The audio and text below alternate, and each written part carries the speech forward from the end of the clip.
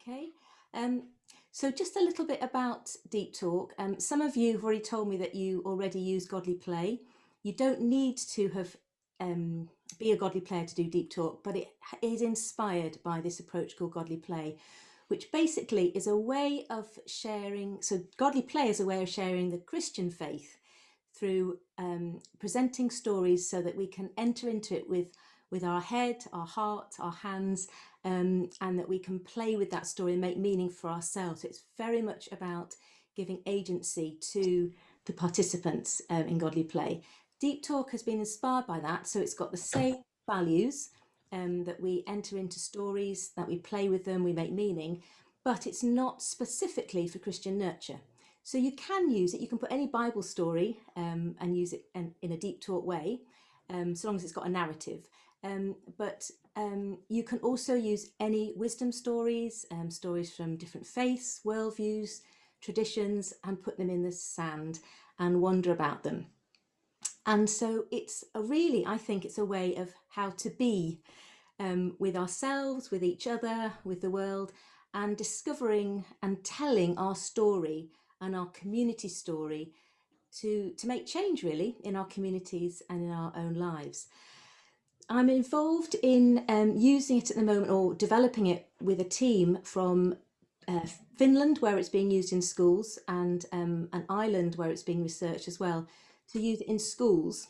But it can be used in chaplaincy, in spiritual accompaniment, in prison work, in workplace settings where it was secular workplace settings where it was originally developed, and I run trainings for all those people who are involved in all those different things. And at the moment I'm about to run a training for people who want to use it for Christian work, so Christian pioneers. So yeah, I think the only thing to do really is to give it a go and enter into this story. So I'm going to change my camera so that you've got a better view of this, and you might want to pin me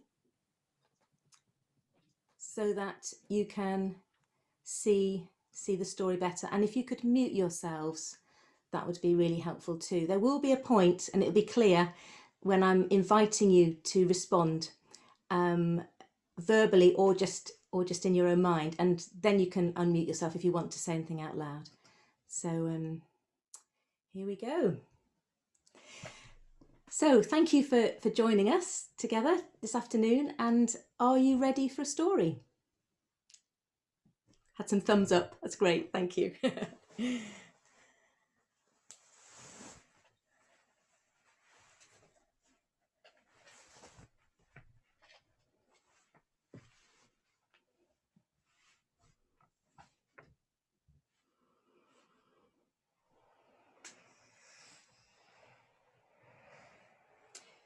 Throughout our lives, we find ourselves in different places. The landscape keeps on changing. Mountain highs and valley lows. Places that feel easy and places we want to be in, and others that feel more difficult, maybe even threatening to us. Sometimes we're not sure of the best way to go. But in every place, we can find hope. You are invited to be curious about this story. There was once a great desert. People would usually hurry through the desert to get away from the heat and to find places where they could find water and food and shade. It was difficult to cross the desert because the landscape is always changing and people can get lost. In the middle of this great desert, there was a deep well.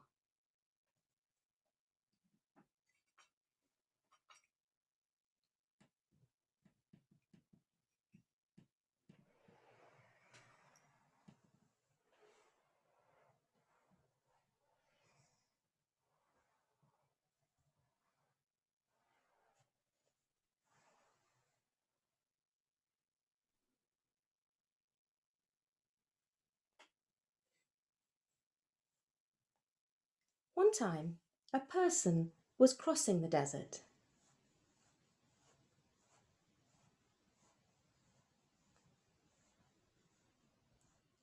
And came to the well and stopped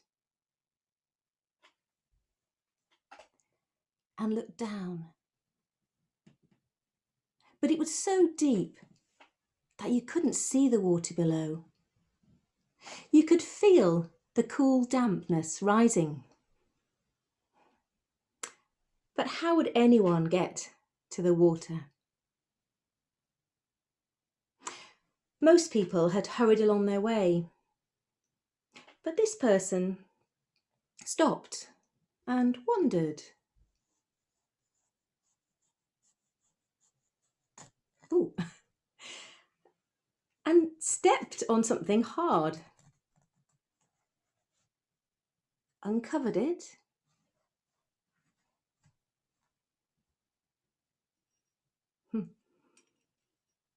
It was an old rusty bucket. The person kept on wandering and searching and saw something poking out of the sand and gave it a tug.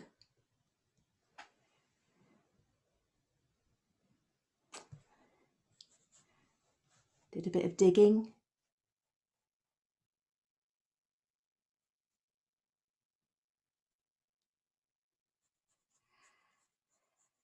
There were more little bits poking up. The end.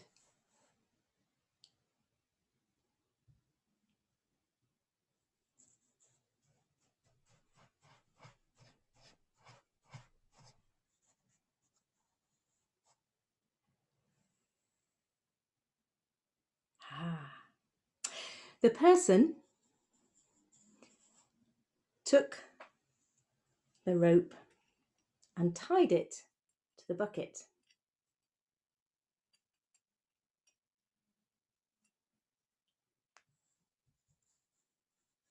And lowered the bucket into the well.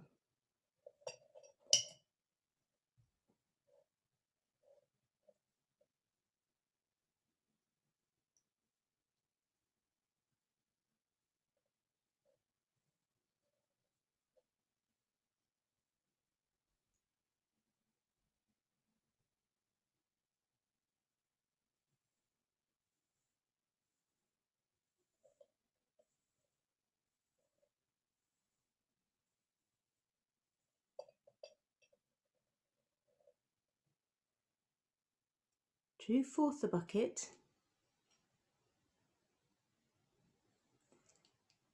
tasted it,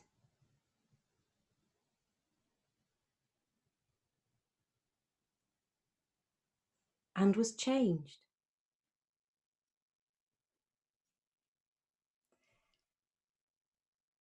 And before the person went on their way, they untied the rope from the bucket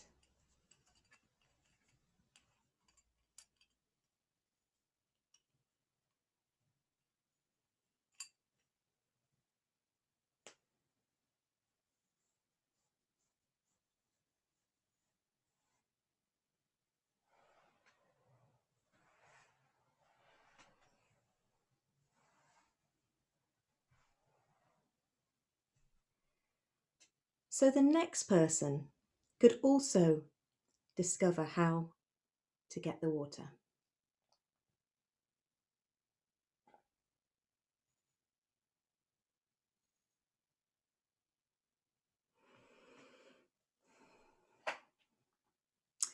Now, I wonder if there's anything you liked about the story. So you can wonder in your mind or your heart, or you can wonder out loud. Or if you've got a piece of paper, you can wonder with a paper and pen if you want to, but or wonder out loud and share your thoughts. It's up to you. I wonder what you liked about this story.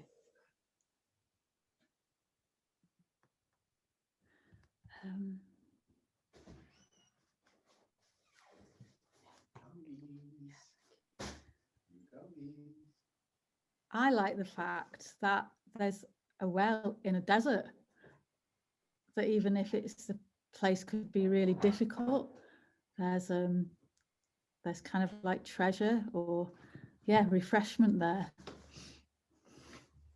In the desert, there's a well. Thank you. Thanks, Ev. Place of reflection. Like that the person was better at the end of the story than they were at the start. They were richer for having been at the well, whatever state they were in at the start. There was change, a good change to the person. Thank you.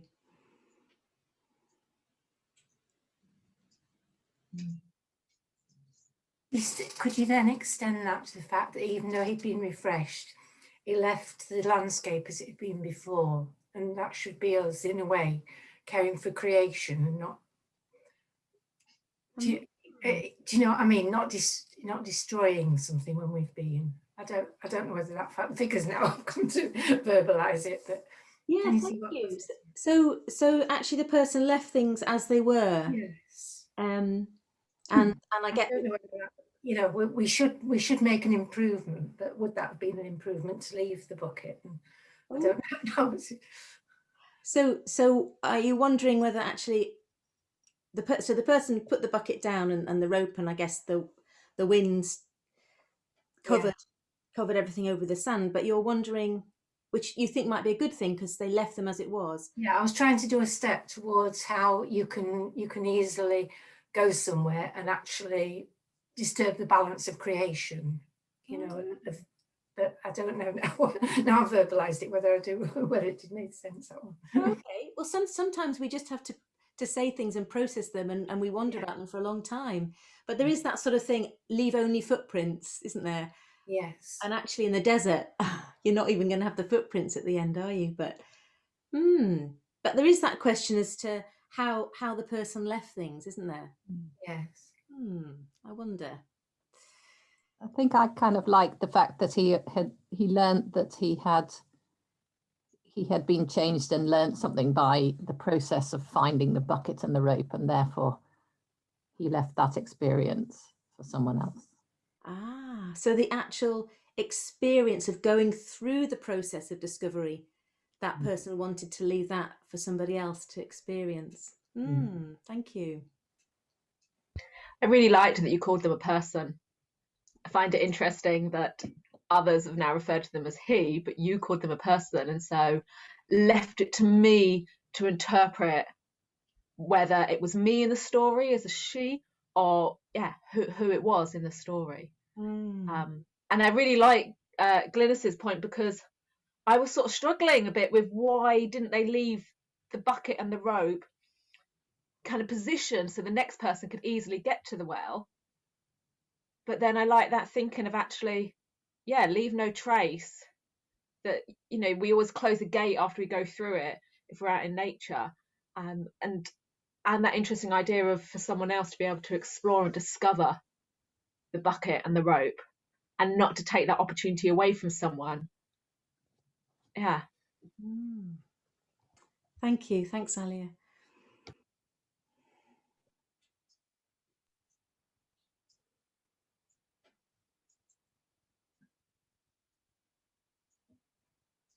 I wonder if there's anything you didn't like about the story, or what you might like to change.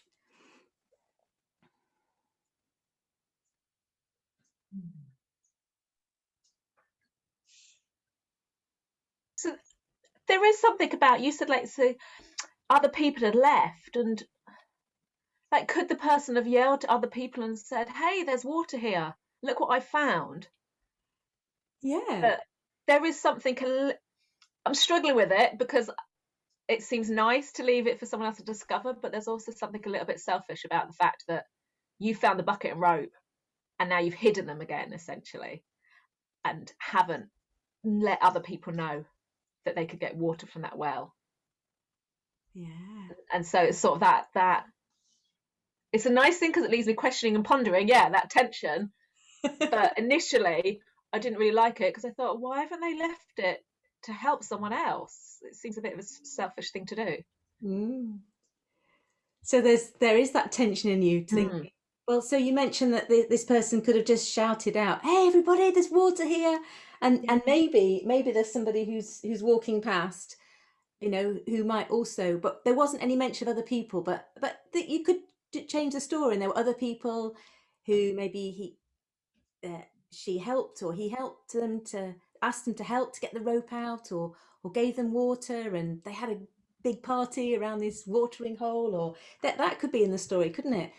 But your tension, I'm hearing you, and I understand it, is the tension between just leaving the rope to be covered by the sands of time, along with the bucket, for somebody else to find it, or to leave it there sort of really clear, you know, almost like a signpost. All you need to do is to lower the bucket down into this well. Well, it kind of assumes that the person who found the bucket is kind of assuming that everybody else can walk and is able to walk and is no more desperate for water than they were, if you see what I mean. If we were taking that as a quite literal desert, that it's not helping anybody who's less able than themselves. So you're suggesting that this would be a kind thing to do for people who are less able to do it for themselves? Yes. Yeah. So there's that thing about, what about the people who wouldn't be able to find this for themselves? Yeah, there's definitely a tension there. Yeah, thanks.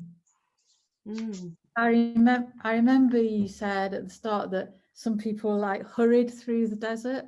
So maybe some of those people had already gone because they were going so fast they didn't take in what was around.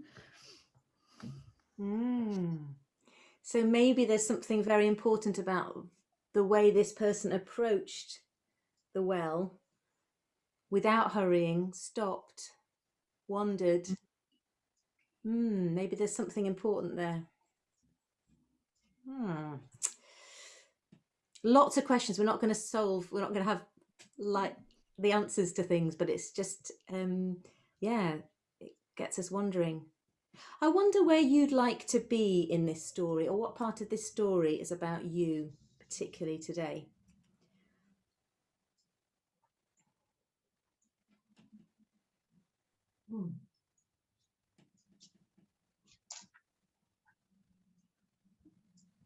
I'd like to be the person who lingered long enough to find out the treasure.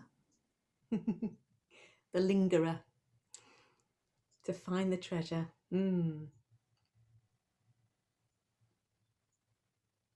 I think I'd like to be the person just staying at the well, ready to meet and greet the next person, actually, and have a chat.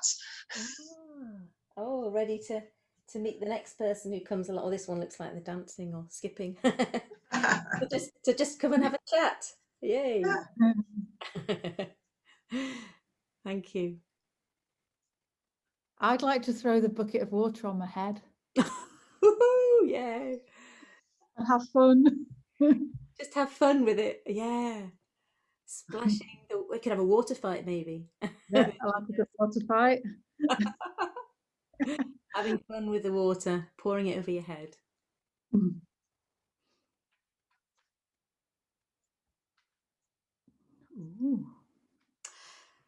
Right, I am going. Oh, we've got, I wonder, sorry, if I am the desert today. I'm just going to look at the chat. Sorry, I've not been looking at the chat. We have, I wonder if I am the desert today. Maybe tomorrow it will be different. So I wonder if I am, or I am in, I'm not sure, but it could be either. But tomorrow it will be different. So the landscape of our lives is always changing. Thank you, Mark. We're going to come back to this story, but I'm just going to put this away for the moment.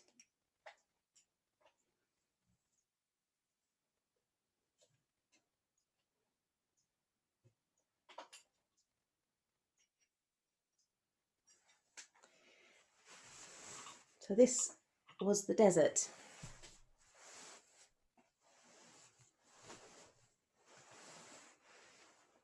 Now, Now, if we were together in a room, I would invite us all to swap places, chairs, so that we have a different perspective on things.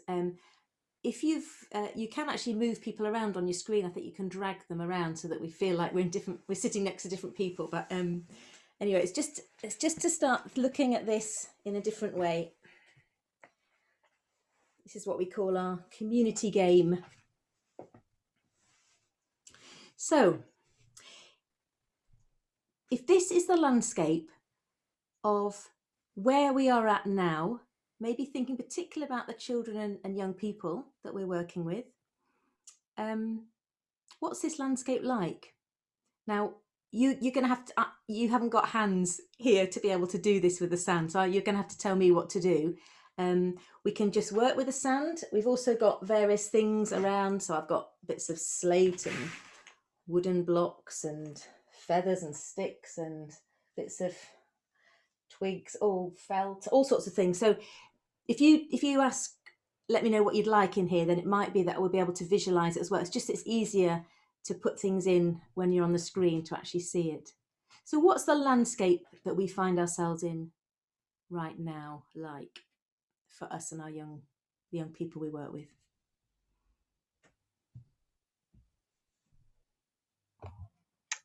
I heard a speaker talk recently about building sandcastles rather than walls.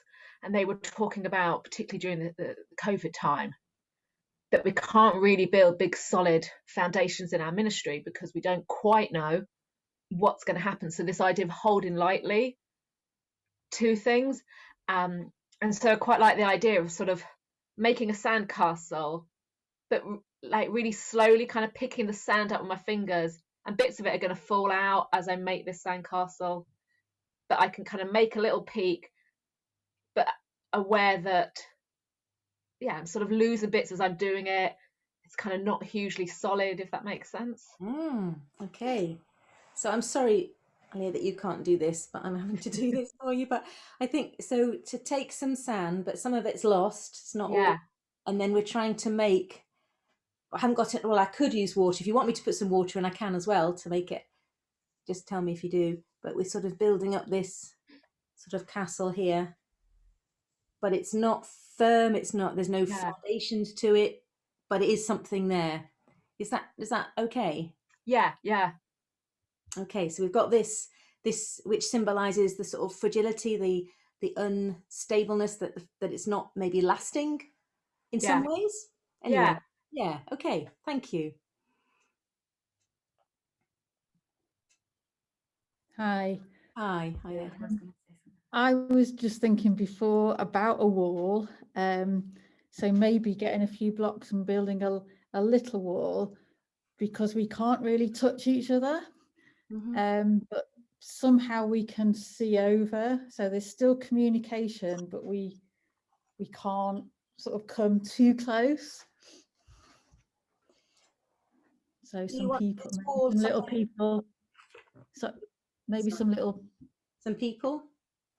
Yeah, some people on either side, but it's not so big that you can't see. Right, so that's too tall, isn't it? So like that. That's a bit, yeah, like that kind of wall. Okay. Yeah. And do you want people in and outside? Yeah. Or just so like, yeah, here's me pointing. You can't see me pointing. I know, it's like we're doing very well. Yeah, so maybe someone's in that little enclosure in there. Yeah. So that's a sort of communication. This is maybe a bit like Zoom, where you can't touch, like we can't touch the sand, but we can. Do you want it closed in or open, or are there places you can come in? Not thought about that. Well, you can always change it later. So we'll change it, can't we? Yeah. Yeah, I've not got. Yeah, that's where we're at right now. Thank you. Anything else to help explore what place we're in at the moment? I was just going to say anxiety. the landscape of anxiety that a lot of young people are facing. That for me, but with the sand, is characterized. I actually feel quite anxious watching you touch it so dry. That slightly freaks me out, if I'm honest. And I would say adding water, definitely. And I don't know whether that's just a reaction to the dryness of, I think there's a combination of the dryness of the sand and seeing it and knowing what that feels like and just not physically liking that myself. And also just thinking about the landscape that our young people are navigating at the moment. So yeah, some people don't really like the feel of sand. Yeah. And we've got some water here. What would you like me to do with this water? Just pour it straight in the middle. Right in the middle. Do you want me to do it just there? Or yeah. Yeah. And see what happens. Yeah. Okay.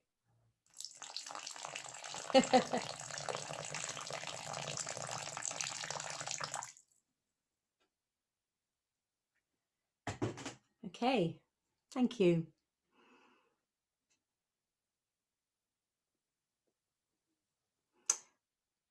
We've got bits of felt and feathers and wool and everything. If you want some colour, if you need some colour, or maybe it needs to look this colour. Oh no, how am I going to clear it up? Is that what you're saying? It just dries off, it's fine. No problem. So, sorry, we just came a little bit later.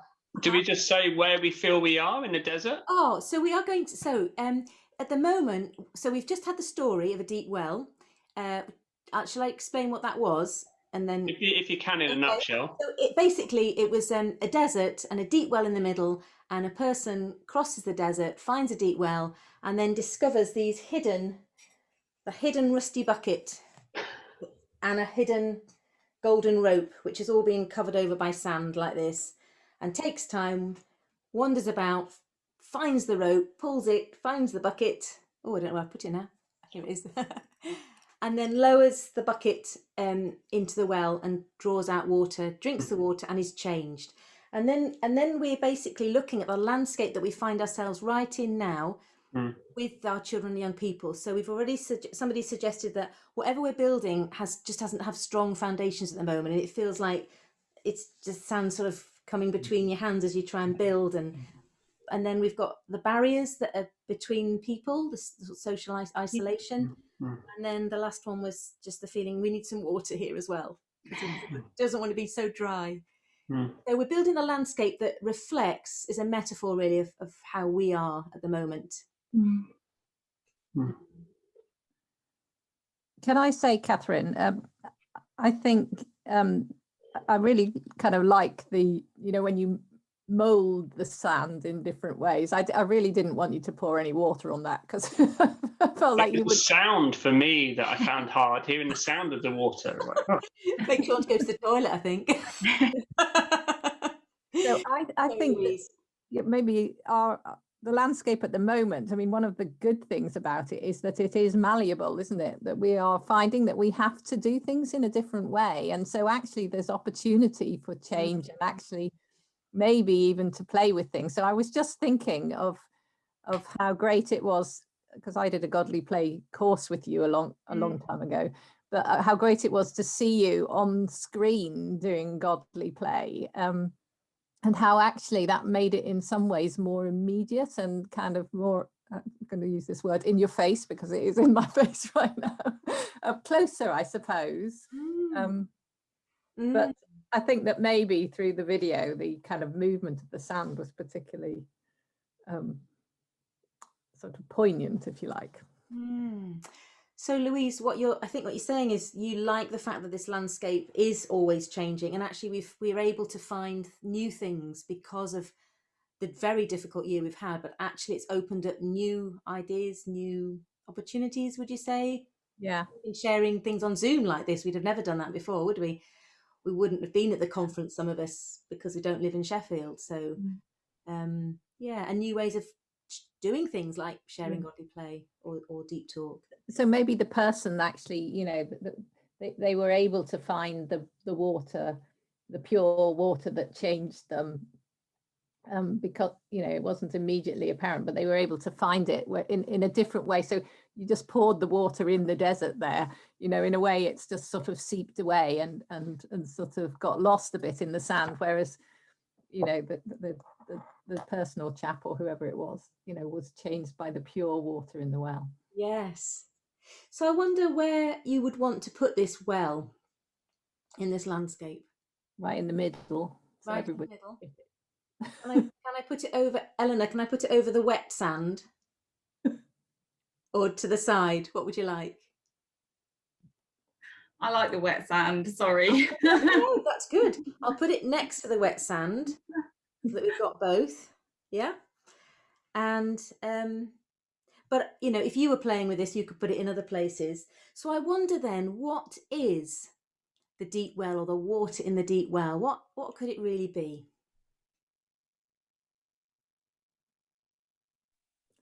It could be God, Mm-hmm. the living water of God. Mm-hmm. It could be the living water, God. It could like symbolize like the awe and wonder of like discovery, like of, oh, look at this amazing thing I've just found, and also like looking at like what nature and the landscape just like rocks up with every now and then, just like, oh yeah, look, here's a well.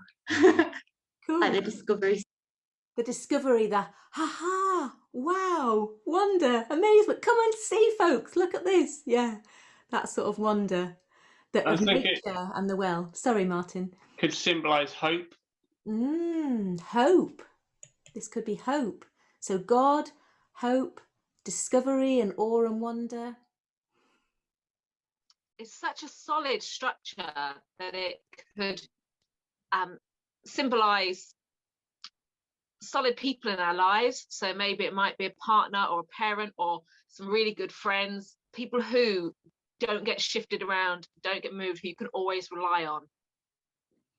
Yeah, those people in our lives who are just solid, we can rely on them. They're not going to get shifted even where the sands are shifting. Yeah. Those people we look to. People. Acts of kindness. Building a well. Let me just get the chat up. Acts of kindness. Building a well for people in a desert. The actual act of kindness of building the well. So somebody or some people at one point built a well, and for generations. So an act of kindness of doing something for somebody else. That's the water. That's the well. Thank you, Mark.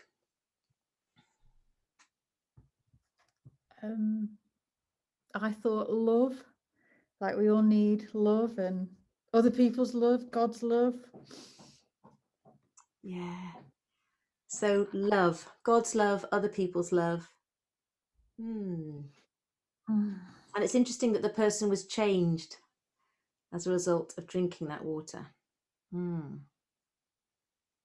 So kindness, love, discovery, God. They all change us, don't they?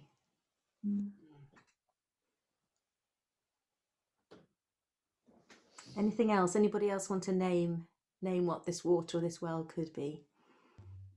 I was thinking maybe like hearing the gospel, if you think to the parable of the sower, especially when it changed them, and then that they decided to hide it away. That was their reaction, that they then hid the rope and the bucket after experiencing it.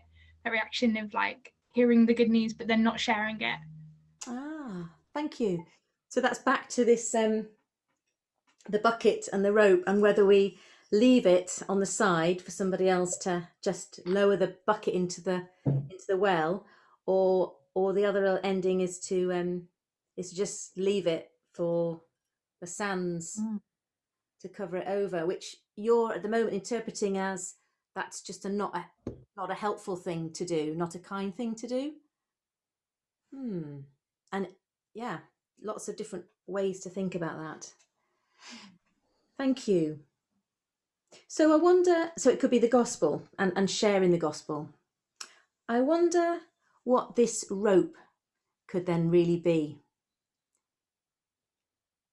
What could the rope be? A lifeline. A lifeline. Certainly to get the water, which does give us life. A lifeline. Kind of connection with hope, or connection with God.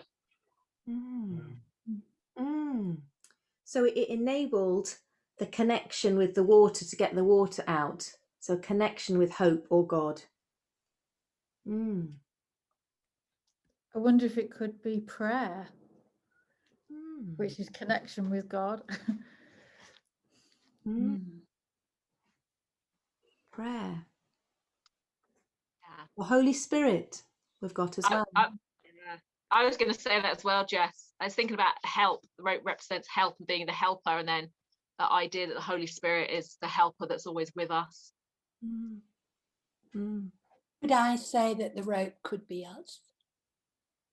You can. The rope could be us. Do you want to say any more? Well, we have identified the well as being God, hope, wonder, acts of kindness, but there needs to be something that links the bucket and the actual ability to connect to the living water. And I believe that we are called to build disciples and to be available to lead people to have an experience with God, the water, the living water. And it's I struggle with the hidden rope, but I love it that people can find it. And I do understand the sort of the theory behind the creation. And I fully concur with that. But I do struggle with hiding it again. If we are the rope, I think that we need to be available. Okay, thank you. Thanks, Mags. Lots in there about our role in connecting people to all of what has been mentioned: God, hope, the Holy Spirit, kindness.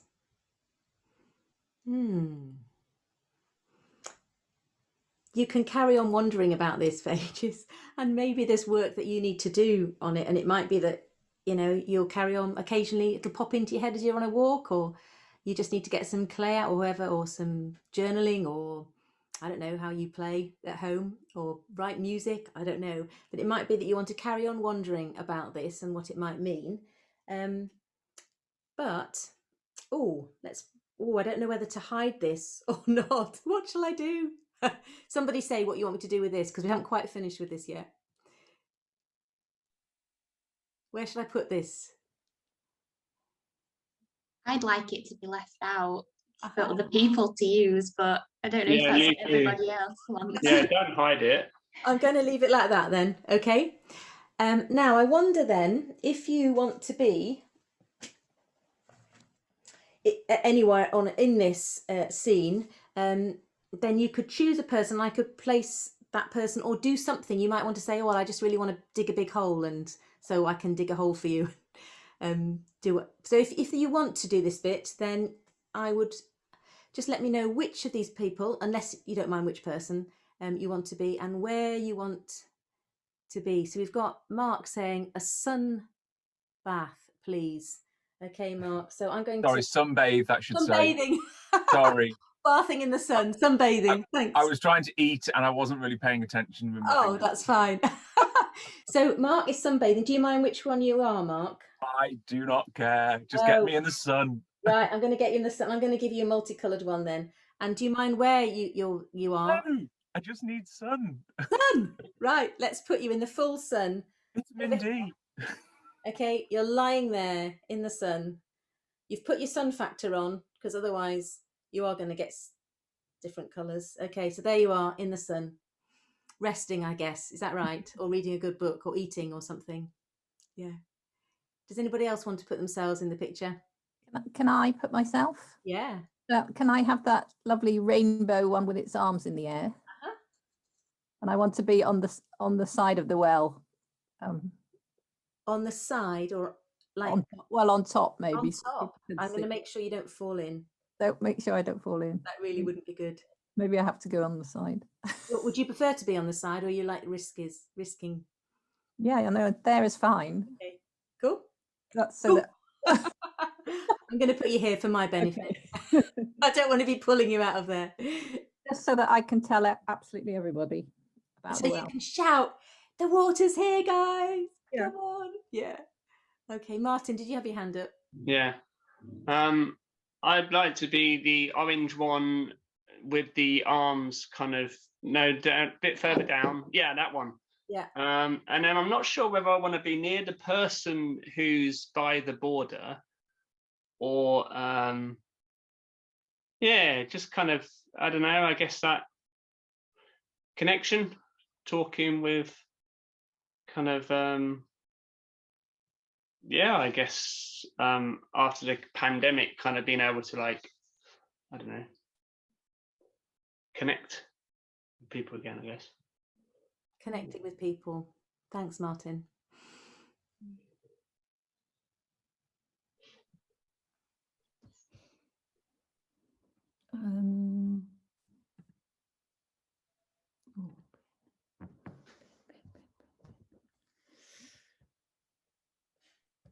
Is there a blue one? There is. There's two. So any blue one. And I'd quite like to be helping to dismantle the wall, because we don't need it anymore. We're starting to take it down. That, yeah, it's we're starting to doing exactly that. Okay.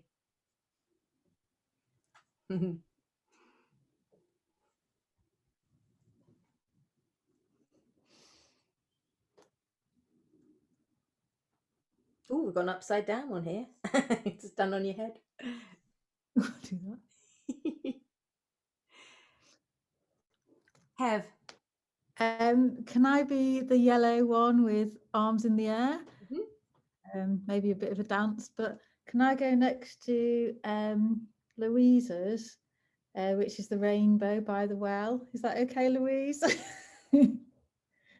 I'd really like some people to join me. Yeah, I'll join you. Then we've got a friend to share the water with. Yeah, cool. Thank you. Thank you. Anybody else would like to put themselves in here? I don't mind which colour, but can I go by the end of the rope so the end of the rope doesn't get lost in the sand again? Oh, you're a guardian. Which end? The end closest to you, please. This one here? Yeah, please. Okay, so you're holding tight onto the end of the rope? Yeah. So it doesn't get lost in the sand. Thank you.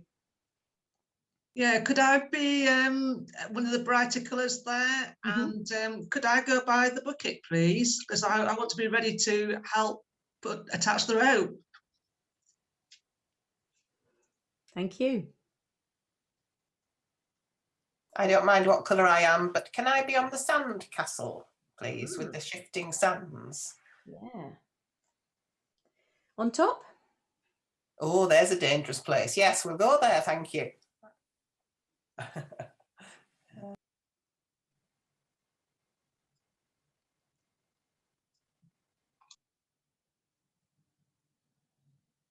Okay. Has everything been said that needs to be said, or done in here that needs to be done, or is there anything else?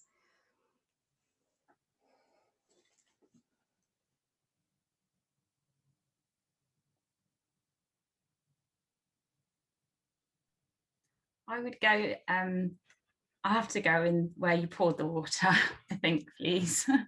Do you mind which one? Sarah? No, I don't mind. Okay. I don't mind. I'll give you a blue one, blues for water. So this is where it was poured. It's still nice and damp. It feels nice and damp on your feet. Okay, no dryness there. No dryness. I think there's something about there's more water it's not just in the well, there's more. Ah, yes. There's water can be found in other places, not just in the well. Thank you. I've popped you up here so you can see yourself, but it's all wet here. Oh, I can put you down there if you want. Ooh, oh, wow. Yes. Very good. Okay. Does anything else needs to be said? I was wondering if, I was thinking about, I mean, some people are really in a hole at the moment, aren't they? So the rope could then also be used to pull them out. So I was wondering if somebody could, with quite a dark colour, be put in a hole. You know, that the rope could be used then. Do you want me to any particular place? I hadn't really thought particularly. Yes, just you know, just feel as though they're in a hole. Yes, there are people who feel like they're in holes, and to be able to pull them out. Yeah, is that okay like that? That's fine. Yes. Yeah. So here's the end of the rope that's being guardianed. It's not going to be lost, and to pull this. That's right. That's right. Yeah. Thank you. Is there anything else that needs to be said?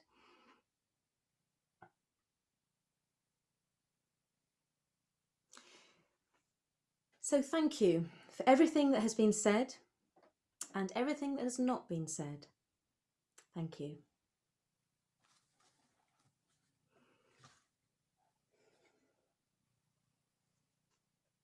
Let's take the person out of the hole. The sunbather. Person taking all the blocks down. Connecting with people.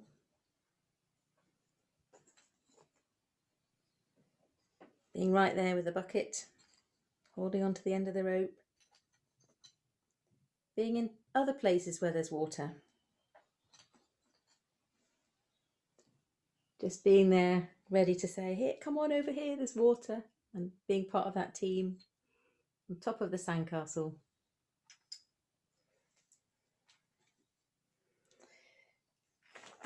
And these blocks, the things that create barriers between us, or are barriers.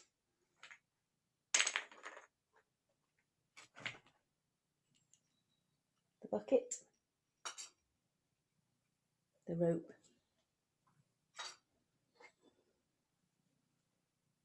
the deep well.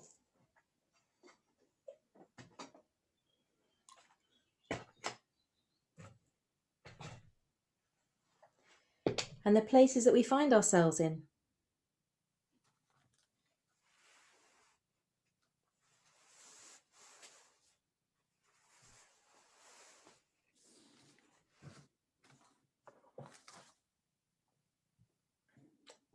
Thank you. I'm just going to change the camera. So let's get onto gallery so you can see everybody. We've got about 10 minutes. So this is up to you what you want to, it might be things you noticed that you want to say, or questions you have, or things that you've been doing that's related to this that you want to mention. It's over to you for 10 minutes. Alia.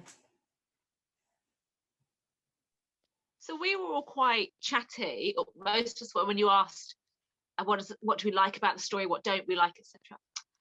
But I think about some of the people that I work with who perhaps aren't quite that chatty, or might be really nervous about saying the wrong thing, or for whatever reason. How do you encourage people to engage in the story and to share all the things that we talked about and more? That's a really good question, thank you.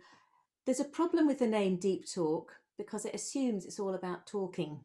And actually, you can do deep talk without any words at all. And you can invite people to respond non-verbally, completely non-verbally. So I think you always need to say, what does this person or this group that I'm working with really need? And how do I adapt things to be a good, to enable them to enter into the story and to share what they feel comfortable. I think in all of this, it's any good working with people is about relationship, isn't it? And it sounds like you've got a really good relationship with people because you understand them. And this is why Deep Talk is based on a godly play approach, which has relationship at its heart. And it's about creating a safe place for people. So being non-judgmental. So as soon as, because there's no judgment on anybody's responses, then that creates a safe place for people to be. And that's one way of making it safe. You might, maybe there's other things you could notice that you think that it made it safe for you or not safe. Tell me if it wasn't safe.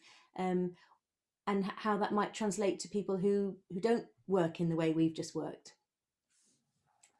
Has anybody got any observations about creating a safe space? Well, I like the way, and I think it was said at the beginning, you said thanks for what was said and what was unsaid. And I think there was something similar at the start, you know, like you can like write things down or just imagine.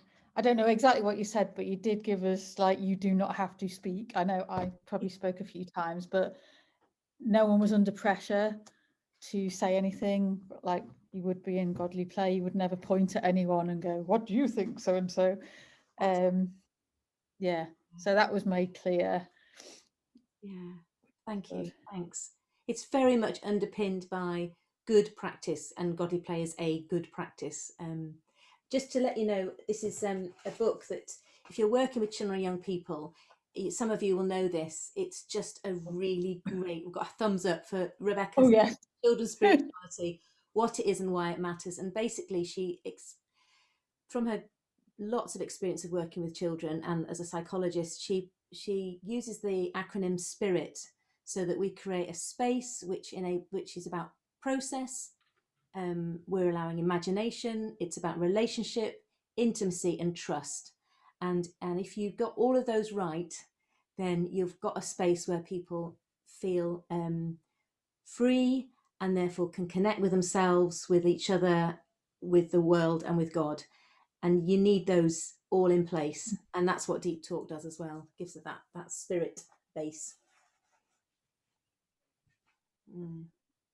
I think the other thing, as well as some people not being willing to talk, you also have quite often children that are wanting to hog the space.